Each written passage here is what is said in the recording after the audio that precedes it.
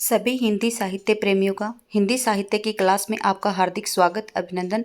हम पढ़ रहे हैं हिंदी साहित्य का जो आचार्य रामचंद्र शुक्ल जी का जो हिंदी साहित्य का इतिहास है उसकी श्रृंखला हमारी शुरू है।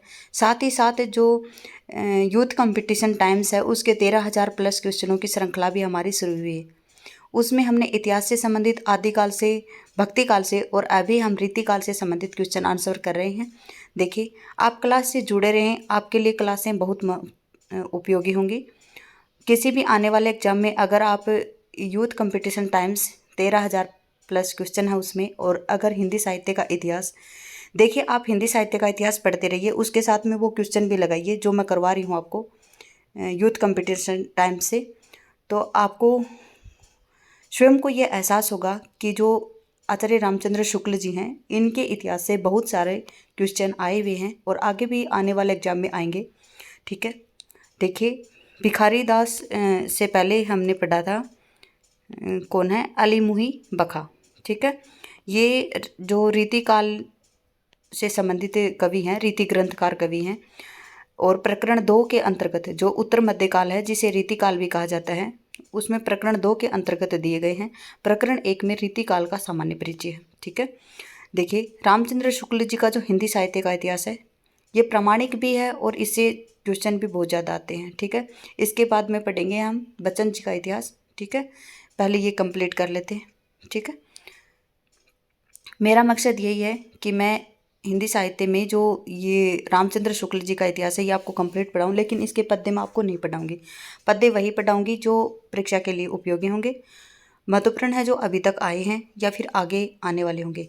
बेवजह के पद्य मैं आपको नहीं पढ़ाऊँगी। अगर आप पद्य के शौकीन हैं पढ़ने के तो आप स्वयं पढ़ेंगे, मैं वीडियो को रोक देती हूँ, रोक दूँगी और आप स्वयं उसको पढ़ेंगे। ठीक है, चलिए देखते हैं। ये है दास। भिखारी दास को रामचंद्र शुक्ल जी ने क्या कहा है, दास कवि कहा है। ये क्वेश्चन भी आया हुआ है एग्जाम में। ठीक है, चलिए शुरू करते हैं। ये प्रतापगढ़ अवध के पास टोंगा गांव के रहने वाले श्रीवास्तव कायस्थ थे। इन्होंने अपना वंश परिचय पूरा दिया है। इनके पिता का नाम कृपाल दास है। पितामह कौन थे, वीर भानु, और प्रपितामह राय रामदास, और वृद्ध पितामह राय नरोत्तम दास थे। दास जी के पुत्र अवधेश लाल और पौत्र गौरी शंकर थे, जिनके अपुत्र मर जाने से वंश परंपरा खंडित हो गई थी। दास जी ने इतने ग्रंथों का पता लग चुका है। दास जी के कितने ग्रंथों का पता लगा है, इतने ग्रंथों का हम पढ़ लेते हैं। रस सारांश संवत 1799, छंदोर्णव पिंगल 1799, संवत 1799, काव्य निर्णय संवत 1803, श्रृंगार निर्णय 1807, नाम प्रकाश कोश संवत 1795, विष्णु पुराण भाषा दोहा चौपाई में है। छंद प्रकाश शतरंज शतीका अमर प्रकाश जो संस्कृत अमरकोश भाषा पद्य में है। ठीक है, काव्य निर्णय में देखिए आगे इनके जो रचना है उनके बारे में बताया। काव्य निर्णय में क्या है, दास जी ने प्रतापगढ़ के सोमवंशी राजा पृथ्वीपति सिंह के भाई बाबू हिंदुपति सिंह को अपना आश्रयदाता लिखा है। ठीक है, राजा पृथ्वीपति संवत 1799 में 1791 में गद्दी पर बैठे थे और 1807 में दिल्ली के वजीर सफदरगंज द्वारा छल से मारे गए थे। ऐसा जान पड़ता है कि संवत 1807 के बाद इन्होंने कोई ग्रंथ नहीं लिखा, अतः इनका कविता काल संवत 1785 से लेकर 1807 तक माना जाता है। काव्यांगों के निरूपण में दास जी को सर्वप्रधान स्थान दिया जाता है। ठीक है, काव्यांगों के निरूपण में दास जी को सर्वप्रधान स्थान दिया जाता है क्योंकि इन्होंने छंद, रस, अलंकार, रीति, गुण, दोष, शब्द शक्ति आदि सब विषयों का औरों से विस्तृत प्रतिपादन किया है। जैसे पहले कहा जा चुका है कि श्रीपति से इन्होंने बहुत कुछ लिया है। इनकी विषय प्रतिपादन शैली उत्तम है और आलोचना शक्ति भी इनमें कुछ पाई जाती है। जैसे हिंदी काव्य क्षेत्र में इन्हें परकिया के प्रेम की प्रचुरता दिखाई पड़ी, जो रस की दृष्टि से रसाभास के अंतर्गत आता है। बहुत से स्थलों पर तो राधा कृष्ण का नाम आने से देव काव्य का आरोप हो जाता है और दोष का कुछ परिहार हो जाता है, पर सर्वत्र ऐसा नहीं होता है। इससे दास जी ने स्वकीय का लक्षण ही कुछ अधिक व्यापक करना चाहा और कहा है। क्या कहा है? श्रीमानन के भोन में भोगे भामिनी और तिन्हू को सुख किया ही, मैं गने सुकवि शिर मोर। ये पंक्ति आप याद रख सकते हैं। आगे है, पर यह कोई बड़े महत्व की उद्भावना नहीं कही जा सकती है। जो लोग दास जी के 10 और हावों के नाम लेने पर चौंके हैं, उन्हें जानना चाहिए कि साहित्य दर्पण में नायिकाओं के स्वभावज अलंकार 28 कहे गए हैं। लीला, विलास, विच्छिति, विवोक, किल किंचित, मोटियत, कुट्टिमत, विभ्रम, ललित, विहृत, मद, तपन, मोदक्त, विक्षेप, कुतूहल, हसित, चकित और केली। क्या है ये? जो साहित्य दर्पण में जो नायिकाएं हैं उनके स्वभावज अलंकार कितने हैं? 28, और ये 28 अलंकार हैं। ठीक है। इनमें से अंतिम 8 को लेकर यदि दास जी ने भाषा में प्रचलित 10 हावों में जोड़ दिया तो क्या नई बात की। यह चौकन्ना तब तक बना रहेगा जब तक हिंदी में संस्कृत के मुख्य सिद्धांत ग्रंथों से के सब विषयों का यथावत समावेश न हो जाएगा और साहित्य शास्त्र का सम्यक अध्ययन न होगा। अतः दास जी के आचार्यत्व के संबंध में हमारा यही कथन है कि जो देव आदि के विषय में, देखिए जिस प्रकार से देव आदि के विषय में बोल रहे हैं वैसे ही हमारा क्या है, दास जी के आचार्यत्व के संबंध में है। यद्यपि इस क्षेत्र में औरों को देखते दास जी ने अधिक काम किया है, पर सच्चे आचार्य का पूरा राम इन्हें भी नहीं प्राप्त हो सका है। परिस्थिति से भी ये लाचार थे। इनके लक्षण की व्याख्या के बिना अपर्याप्त और कहीं कहीं भ्रामक है, और उदाहरण भी कुछ स्थलों पर अशुद्ध हैं। जैसे उपादान लक्षणा लीजिए। कौन सी लक्षणा लेनी है? उपादान लक्षणा। इसका लक्षण भी गड़बड़ है और उसी के अनुरूप उदाहरण भी अशुद्ध हैं। अतः दास जी भी औरों के समान वस्तुतः कवि के रूप में हमारे सामने आते हैं। दास जी ने साहित्यिक और परिमार्जित भाषा का व्यवहार किया है। श्रृंगार ही उस समय का मुख्य विषय रहा है। अतः इन्होंने भी अपना वर्णन विस्तार देव की तरह बढ़ाया है। देव ने भिन्न भिन्न देशों और जातियों की स्त्रियों का वर्णन किया है। देव ने भिन्न भिन्न देशों और जातियों की स्त्रियों का वर्णन किसमें किया है? जाति विलास में किया है। लिखा है जिसमें नाइन धोबिन सब आ गई, पर दास जी ने रसाभाव के डर से या मर्यादा के ध्यान से इनको आलंबन के रूप में न रखकर दूती के रूप में रखा है। इनके रस सारांश में नाइन, नटीन, धोबिन, कुम्हारिन, बरीन सब प्रकार की दूतियाँ मौजूद हैं। इनमें देव की अपेक्षा अधिक रस विवेक था। इनका श्रृंगार निर्णय अपने ढंग का अनूठा काव्य है। उदाहरण मनोहर और सरस हैं। भाषा में शब्दा आडंबर नहीं है। न ये शब्द चमत्कार पर टूटे हैं, न दूर की सूझ के लिए व्याकुल हुए हैं। इनकी रचना कला पक्ष में संयत और भाव पक्ष में रंजनकारिणी है। विशुद्ध काव्य के अतिरिक्त इन्होंने नीति की सूक्तियाँ भी बहुत सी कही हैं, जिनमें उक्ति व चित्रण अपेक्षित होता है। देव किसी ऊंची आकांक्षा या कल्पना जिस प्रकार इनमें कम पाई जाती है, ठीक है, उसी प्रकार उनकी सी असफलता भी कहीं नहीं मिलती है। जिस बात को ये जिस ढंग से चाहें वह ढंग बहुत विलक्षण न हो कहना चाहते हैं, ठीक है, उस बात को उस ढंग से कहने की पूरी सामर्थ्य इनमें थी। दास जी ऊंचे दर्जे के कवि हैं। अगर क्वेश्चन कहा जाए कि दास जी ऊंचे दर्जे के कवि हैं, ये किसने कहा? तो आचार्य रामचंद्र शुक्ल जी ने कहा है। इनकी कविता के कुछ नमूने लीजिए।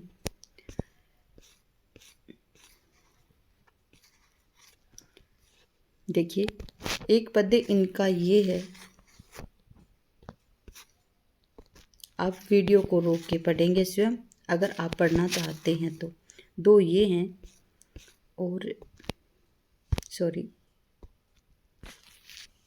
एक ये है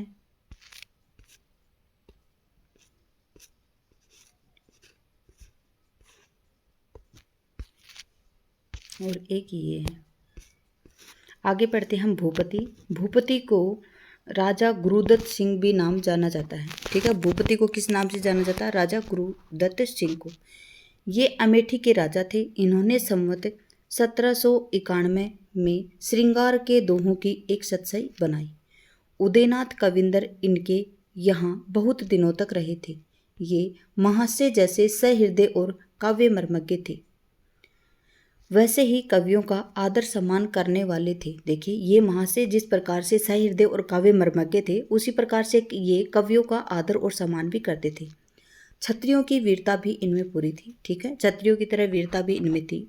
एक बार अवध के नवाब सआदत खाने से ये बिगड़ खड़े हुए।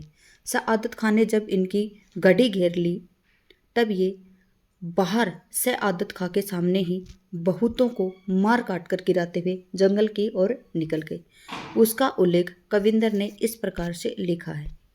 कविंदर ने लिखा है ये। ठीक है, सतसई के अतिरिक्त भूपति ने कंठाभूषण और रस रत्नाकर नाम से 2 रीति ग्रंथ भी लिखे हैं। किस नाम से? कंठाभूषण और रस रत्नाकर के नाम से किसने लिखे हैं? भूपति ने। आगे हैं 2 रीति ग्रंथ भी लिखे थे जो कहीं देखे नहीं गए हैं। ये कहीं पे भी नहीं देखे गए, शायद अमेठी में हो। कह रहे हैं कि शायद अमेठी में हो, लेकिन देखे नहीं गए। सतसई के दोहे दिए जाते। देखिए, घूंघट पटकी आड़ दे हंसती जबे वह दार, शशि मंडल में कड़ती छनी जनु पीयूष की धार। भय रसाल रसाल भरे पुहुप मकरंद, मान सान तोरत तुरत भरमत भरमर मंद मंद। आगे है तोष निधि। ठीक है, तोष निधि ये प्रसिद्ध कवि हुए हैं। ये श्रृंगवेरपुर मतलब सिगरोड जिला इलाहाबाद के रहने वाले चतुर्भुज शुक्ल के पुत्र थे। इन्होंने संवत 1791 में सुधा निधि नामक एक अच्छा बड़ा ग्रंथ रसभेद और भावभेद बनाया था। तोष निधि का एक बहुत ही अच्छा ग्रंथ है क्या? सुधा निधि, जो किस पे आधारित है? रसभेद पे और भावभेद पे। ठीक है, खोज में इनकी 2 पुस्तकें और मिली हैं। कौन सी मिली हैं? विनय शतक और नक्शिक। विनय शतक और नक्शिक भी किसकी हैं? तोष निधि की है। तोष जी ने काव्यांगों में बहुत अच्छे लक्षण और सरस उदाहरण दिए हैं। उठाई हुई कल्पना का अच्छा निर्वाह हुआ है और भाषा स्वाभाविक प्रभाव के साथ आगे बढ़ती है। तोष जी एक बड़े ही सहृदय और निपुण कवि थे। क्या थे? एक बड़े ही सहृदय और निपुण कवि थे। भावों का विधान सघन होने पर भी कहीं उलझा नहीं। बिहारी के समान इन्होंने भी कहीं कहीं पे ऊहात्मक अत्युक्ति की है। कविता के कुछ नमूने इस प्रकार हैं।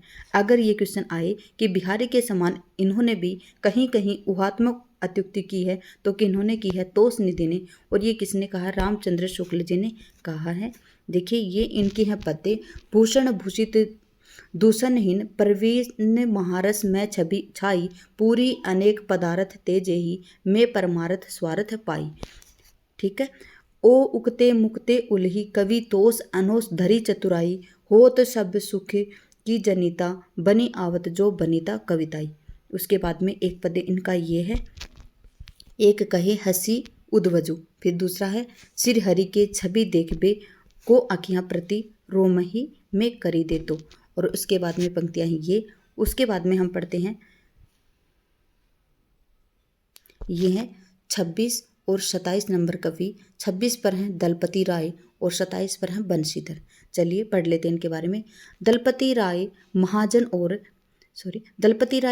और बंशीधर ब्राह्मण थे। दोनों क्या थे? ब्राह्मण थे। दोनों अहमदाबाद गुजरात के रहने वाले थे। ठीक है, इन लोगों ने संवत 1792 में उदयपुर के महाराणा जगत सिंह के नाम पर अलंकार रत्नाकर नामक ग्रंथ लिखा था। इन दोनों ने ही लिखा था। क्या? अलंकार रत्नाकर। किसके लिए? जो उदयपुर के महाराणा के कौन थे? जगत सिंह, उनके लिए। कब? संवत 1792 को। इसका आधार महाराज जसवंत सिंह का भाषा भूषण था। देखिए, दलपति राय और बंशीधर का जो अलंकार रत्नाकर है वो जगत सिंह के ऊपर लिखा इन्होंने। तो ये किसके ऊपर आधारित था? तो जसवंत सिंह का भाषा भूषण है, उसके ऊपर आधारित था। इसका भाषा भूषण के साथ प्राय वही संबंध है जो कुवलयानंद का चंद्रालोक के साथ है। देखिए, इसका किसका, जो अलंकार रत्नाकर है उसका संबंध भाषा भूषण से उसी प्रकार है जिस प्रकार से कुवलयानंद का चंद्रालोक पर है, क्योंकि जो कुवलयानंद है वो चंद्रालोक पर आधारित है और जो अलंकार रत्नाकर है वो किस पर है, भाषा भूषण पर आधारित है। ठीक है, समझ में आ गया होगा आपको। इस ग्रंथ में विशेषता यह है कि इसमें अलंकारों का स्वरूप समझाने का प्रयत्न किया गया है। किसमें, इसमें अलंकारों के स्वरूप को समझाने का प्रयत्न किया गया है। किसमें किया गया है, अलंकार रत्नाकर में। इस कार्य के लिए गद्य व्यवहृत हुआ है। किसमें लिखा गया है, ये गद्य में लिखा गया है। कब, 1792 को। रीतिकाल के भीतर व्याख्या के लिए कभी कभी गद्य का उपयोग कुछ ग्रंथकारों की सम्यक निरूपण की उत्कंठा सूचित करता है। इस उत्कंठा के साथ ही साथ गद्य की उन्नति की आकांक्षा का सूत्रपात समझना चाहिए जो सैकड़ों वर्ष बाद पूरी हुई है। अलंकार रत्नाकर में उदाहरणों पर अलंकार घटाकर बताए गए हैं और उदाहरण दूसरे अच्छे कवियों के भी बहुत से हैं। इससे यह अध्ययन के लिए बहुत ही उपयोगी है। कौन, जो अलंकार रत्नाकर है वो अध्ययन के लिए बहुत ही उपयोगी है, क्योंकि क्या किया गया है कि इसमें अलंकार घटाकर बताए गए हैं और उदाहरण दूसरे अच्छे कवियों के बहुत से दिए हुए हैं। दंडी और कई संस्कृत आचार्यों के उदाहरण भी लिए गए हैं। हिंदी कवियों की लंबी नामावली ऐतिहासिक खोज में बहुत उपयोगी है। ठीक है, उसके बाद में है कवि भी ये अच्छे थे। कौन थे, कवि भी ये अच्छे थे, कवि भी ये लोग अच्छे थे। पद्य रचना की निपुणता के अतिरिक्त इनमें भावुकता और बुद्धि वैभव दोनों थे। इनका एक कवित्व नीचे दिया गया है। देखिए, कवित्व मैं आपको पहले भी बता चुकी हूँ, जो पद्य भाग है या कवित्व है या मैं इसको नहीं पढ़ूंगी।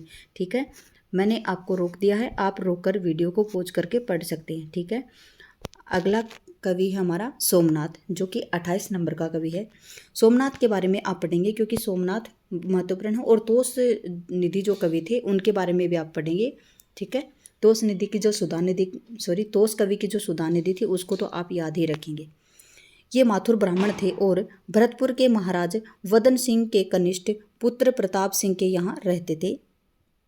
इन्होंने संवत 1794 में रस पीयूष निधि नामक रीति का एक विस्तृत ग्रंथ बनाया था। ठीक है, कौन सा, रस पीयूष निधि, जिनमें पिंगल, काव्य लक्षण, प्रयोजन, भेद, शब्द शक्ति, ध्वनि, भाव, रस, रीति, गुण, दोष आदि सब विषयों का निरूपण हुआ है। यह दास जी के काव्य निर्णय से बड़ा ग्रंथ है। कौन सा, जो रस पीयूष निधि है वो किससे बड़ा है, वो दास जी का जो काव्य निर्णय है उससे बड़ा है। काव्यांग निरूपण में ये श्रीपति और दास के समान थे। देखिए, काव्यांग निरूपण में ये किसके समान थे, तो श्रीपति और दास के समान थे। विषय को स्पष्ट करने की प्रणाली इनका बहुत अच्छी है। ठीक है, जो विषय को स्पष्ट करने की जो प्रणाली है वो उनकी क्या है, बहुत अच्छी है। और जो दास जी का काव्य निर्णय है उससे बड़ा क्या है इनका, रस पीयूष निधि। और श्रीपति और दास के समान ये क्या करते थे, काव्य निरूपण करते थे। विषय निरूपण के अतिरिक्त कवि कर्म में भी ये सफल हुए। कविता में ये अपना उपनाम शशिनाथ भी रखते हैं। देखिए, सोमनाथ का उपनाम क्या रखा है इन्होंने, शशिनाथ। इनमें भावुकता और सहृदयता पूरी थी, इससे इनकी भाषा में कृत्रिमता नहीं आने पाई। इनकी एक अनोखी कल्पना की मार्मिकता और प्रसादपूर्ण व्यंग्य के कारण बहुत प्रसिद्ध है। सघन और पेचीले मजमून गांठने के फेर में न पड़ने के कारण इनकी कविता को साधारण समझना सहृदयता की सर्वथा विरुद्ध है। ठीक है, रस पीयूष निधि के अतिरिक्त खोज में इनके 3 और ग्रंथ मिले हैं। कौन कौन से ग्रंथ मिले हैं आप याद रखेंगे। कृष्ण लीलावती पंचाध्यायी जो संवत 1800 का है, सुजान विलास जो सिंहासन 32 पद्य में है, संवत 1807 का है, तथा माधव विनोद नाटक जो संवत 1809 का है। उक्त ग्रंथों के निर्माण काल की ओर ध्यान देने से इनका कविता काल संवत 1790 क्या है ये, 1790 से 1810 तक ठहरता है। क्या है ये, 1790 से 1810 तक ठहरता है। ठीक है, आगे बढ़ते हैं। रीति ग्रंथ और मुक्तक रचना के सिवा इस सतकवि ने प्रबंध काव्य की ओर भी ध्यान दिया है। सिंहासन 32 के अनुवाद को यदि हम काव्य न माने तो कम से कम पद्य प्रबंध अवश्य ही करना पड़ेगा। माधव विनोद नाटक शायद मालती माधव के आधार पर लिखा हुआ प्रेम प्रबंध है। पहले कहा जा चुका है कि कल्पित कथा लिखने की प्रथा हिंदी के कवियों में प्राय नहीं के बराबर रही है। जहांगीर के समय में संवत 1673 में बना पुहकर कवि का रस रतन ही अब तक नाम लेने योग्य कल्पित प्रबंध काव्य था। ठीक है, अतः सोमनाथ जी का यह प्रयत्न उनके दृष्टि विस्तार का परिचायक है। नीचे सोमनाथ जी की कुछ कविताएं दी गई हैं, देखिए ये इनकी कविताएं हैं। नंबर 1 पद्य, 2 और 3। ठीक है, अगला आता है रसलीन, बहुत ही इम्पोर्टेंट है ये, इसको आप पढ़ेंगे। ठीक है, इनका नाम सैयद गुलाब नबी था। ये भी पूछा जाता कि रसलीन का पूरा नाम क्या था, तो सैयद गुलाब नबी रसलीन था। ये प्रसिद्ध बिलग्राम जिला हरदोई के रहने वाले थे, जहाँ अच्छे अच्छे विद्वान मुसलमान होते आए हैं। अपने नाम के आगे बिलग्राम में लगाना एक बड़े सम्मान की बात यहाँ के लोग समझते थे। गुलाब नबी ने अपने पिता का नाम बाकर लिखा है। देखिए गुलाब नबी, जो सैयद गुलाब नबी रसलीन हैं, इनके पिता का नाम क्या है, बाकर है। और ये अपने नाम के आगे यहाँ के जो लोग हैं वो बिलग्राम में लगाना बड़े सम्मान की बात समझते थे। इन्होंने अपनी प्रसिद्ध पुस्तक कौन सी है, अंग दर्पण। रसलीन की प्रसिद्ध पुस्तक कौन सी, अंग दर्पण, संवत 1794 में लिखी, जिसमें अंगों का उपमा उत्प्रेक्षा से युक्त चमत्कारपूर्ण वर्णन किया है। सूक्तियों के चमत्कार के लिए यह ग्रंथ काव्य रसिकों में बराबर विख्यात चला आया है। यह प्रसिद्ध दोहा जिसे जन साधारण बिहारी का समझा सकते हैं, अंग दर्पण का ही है। देखिए ये पंक्तियां आती हैं, ये आप कंठस्थ करेंगे। अमी हलाहल मद भरे सेत श्याम रतनार, जियत मरत झुकी झुकी परत, जेही चितवत एक बार। ये याद रखेंगे। अमी हलाहल मद भरे सेत श्याम रतनार, जियत मरत झुकी झुकी परत, जेही चितवत एक बार। ये किसकी पंक्तियां हैं, ये रसलीन की पंक्तियां हैं। ठीक है, अंग दर्पण के अतिरिक्त रसलीन जी ने संवत 1798 में रस प्रबोध नामक रस निरूपण ग्रंथ दोहों में बनाया है। इसमें 1155 दोहे हैं और रस, भाव, नायिका भेद, षट ऋतु, 12 मासा आदि अनेक प्रसंग आए हैं। रस विषय का अपने ढंग का एक छोटा सा अच्छा ग्रंथ है। रसलीन ने स्वयं कहा है कि एक छोटे से ग्रंथ को पढ़ लेने पर रस का विषय जानने के लिए और ग्रंथ पढ़ने की आवश्यकता न रहेगी, पर यह ग्रंथ अंग दर्पण के ऐसा प्रसिद्ध न हुआ। ठीक है, जो इनका कौन सा है रस प्रबंध, वो अंग दर्पण की तरह प्रसिद्ध नहीं हुआ था। ठीक है, अंग दर्पण इनका बहुत ही महत्वपूर्ण है। रसलीन ने अपने को दोहों की रचना तक ही रखा, जिसमें पदावली की गति द्वारा नाद सौंदर्य का अवकाश बहुत ही कम रहता है। चमत्कार और उक्ति वैचित्र्य की ओर इन्होंने अधिक ध्यान रखा है। नीचे इनके कुछ दोहे दिए हैं।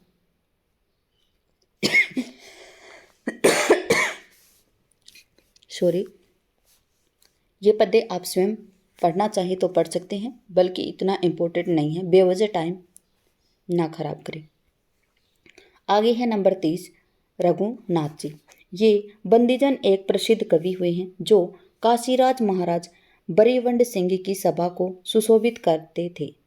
काशी नरेश ने इन्हें चोरा ग्राम दिया था। काशी नरेश ने इनको क्या ग्राम दिया था, कौन सा ग्राम दिया था, चोरा ग्राम दिया था।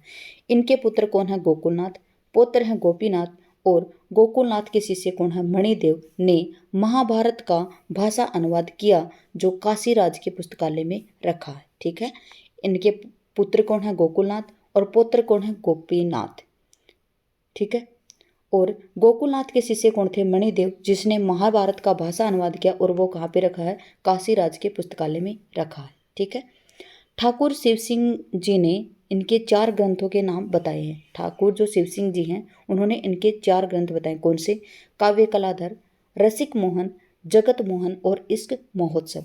बिहारी सत्सय की एक टीका का भी उल्लेख उन्होंने किया है।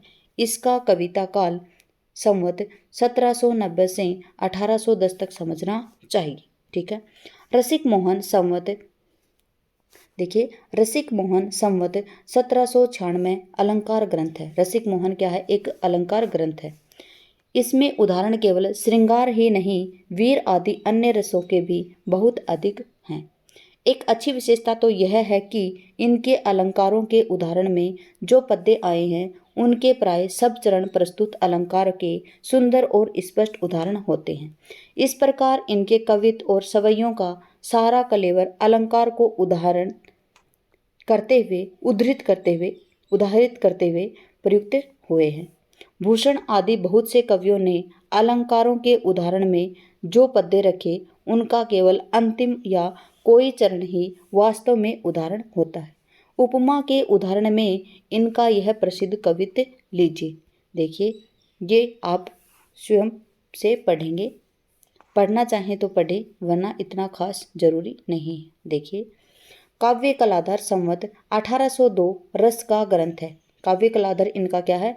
रस से संबंधित ग्रंथ है। इसमें प्रथानुसार भाव भेद, रस भेद थोड़ा बहुत कहकर नायिका भेद और नायक भेद का भी विस्तृत वर्णन है। विषय निरूपण इनका उद्देश्य नहीं जान पड़ता। जगत मोहन संवत 1807 वास्तव में एक अच्छे प्रतापी और ऐश्वर्यवान राजा की दिनचर्या बताने के लिए लिखा गया है। इसमें कृष्ण भगवान की 12 घंटों की दिनचर्या कही गई है। इसमें जगत मोहन में इसमें ग्रंथकार ने अपनी बहुज्ञता अनेक विषयों जैसे राजनीति, सामुद्रिक वेदक, ज्योतिष, शालिहोत्र, मृग्या, सेना, नगर, गढ़ रक्षा, पशु पक्षी, शतरंज इत्यादि के विस्तृत और अरोचक वर्णनों द्वारा प्रदर्शित की है। इस प्रकार वास्तव में पद्य में होने पर भी यह काव्य ग्रंथ नहीं है। इस महोत्सव में आपने खड़ी बोली की रचना का शौक दिखाया है। उससे सूचित होता है कि खड़ी बोली की धारणा तब तक अधिकतर उर्दू के रूप में ही लोगों को थी। ठीक है, कविता के कुछ नमूने इस प्रकार से हैं। ये देखिए, गवाल संग जेबो ब्रज गयन चेरबो एबो। ठीक है, ये पंक्तियां हैं। और फिर उसके बाद में ये हैं, केंधो शेष देश में निकसी पुहुपी पे आयो। देखिए, आगे है ये पद्य इनका, आगे ये है और ये है। ठीक है, ये अब हम पढ़ेंगे 31 नंबर दूल्हा कवि। ये कालिदास त्रिवेदी के पुत्र और उदयनाथ कविंद्र के पुत्र थे। ठीक है, कालिदास त्रिवेदी उनके क्या थे? पुत्र थे। कौन? दूल्हा कवि। और उदयनाथ कविंद्र हैं, उनके क्या थे? पुत्र। ऐसा जान पड़ता है कि ये अपने पिता के सामने ही अच्छी कविता करने लगे थे। ये कुछ दिनों तक अपने पिता के समसामयिक रहे। कविंद्र के रचे ग्रंथ 1804 तक मिले हैं। ठीक है, अतः इनका कविता काल संवत 1800 से लेकर 1824 के आसपास तक माना जाता है। इनका बनाया ग्रंथ है एक कवि कुल कंठाभरण। ये बहुत ही इंपॉर्टेंट है, आप इसको याद रखेंगे। दूल्हा कवि की क्या है? कवि कुल कंठाभरण। ठीक है, जिसमें निर्माण काल नहीं दिया गया, जिसका जो कवि कुल कंठाभरण है उसका निर्माण काल नहीं दिया है। इसमें फुटकल कवित और भी सुने जाते हैं। इनके जो फुटकल कवित हैं वो और सुने जाते हैं। देखिए, कवि कुल कंठाभरण है वो क्या है? अलंकार का एक प्रसिद्ध ग्रंथ है। इसमें यद्यपि लक्षण और उदाहरण एक ही पद्य में कहे गए हैं, पर कवित्व और सवैया के समान बड़े छंद लेने से अलंकार स्वरूप और उदाहरण दोनों के सम्यक कथन के लिए पूरा अवकाश मिला है। भाषा भूषण आदि दोहों में रचे हुए इस प्रकार के ग्रंथों से इसमें यही विशेषता है। इसके द्वारा सहज में अलंकारों का चलता बोध हो सकता है। इसी से दूल्हा जी ने इसके संबंध में आप ही कहा, क्या कहा है? जो या कंठाभरण को कंठ करे चितलाए, सभा मध्य शोभा लहे अलंकृति ठहराए। याद रखेंगे आप। इनके कवि कुल कंठाभरण में केवल 85 पद्य हैं। फुटकल जो कवित्व मिलते हैं वे अधिक से अधिक 15 से 20 होंगे। अतः इनकी रचना बहुत थोड़ी है, पर थोड़ी होने पर भी उनमें उसने इन्हें अच्छे और प्रतिभा संपन्न कवियों की श्रेणी में प्रतिष्ठित कर दिया है। देव, दास, मतीराम आदि के साथ दूल्हा का भी नाम लिया जाता है। इनकी एक इस सर्वप्रियता के कारण इनकी रचना में मधुर कल्पना, मार्मिकता और प्रौढ़ता है। इनके वचन अलंकारों के प्रमाण भी सुनाए जाते हैं। सहृदय श्रोताओं के मनोरंजन के लिए भी हैं ये। ठीक है। किसी कवि ने इस पर प्रसन्न होकर यहाँ तक कहा है कि और बराती सकल कवि दुल्ह दुल्ह राय। ठीक है, क्या है? और बराती सकल कवि दुल्ह दुल्ह राय। ठीक है। इनकी रचना के कुछ उदाहरण इस प्रकार से दिए गए। माने सन्माने तेई माने सन्माने सन, माने सन्माने सन्मान पाए तू है। ठीक है, ये पद्य है इनका। और उसके बाद में धरी जब बाही तब करी तुम नाही, ये पद्य है। और एक है उरज उरज धसे बसे उर आड़े लसे, ये आप पढ़ सकते हैं। सारी की सरोंटे सब सारी में मिलाप देनी। और फिर है फल विपरीत को जतन सो विचित्र हरि ऊंचे होत वामन थे बलि के सदन में। अगला हम पढ़ेंगे कुमारमणि भट्ट, लेकिन ये पढ़ेंगे अगली क्लास में। आज बस यहीं तक पढ़ेंगे। क्लास में बने रहने के लिए धन्यवाद। आपका दिन शुभ रहे। जय हिंद, जय भारत, जय जवान, जय किसान।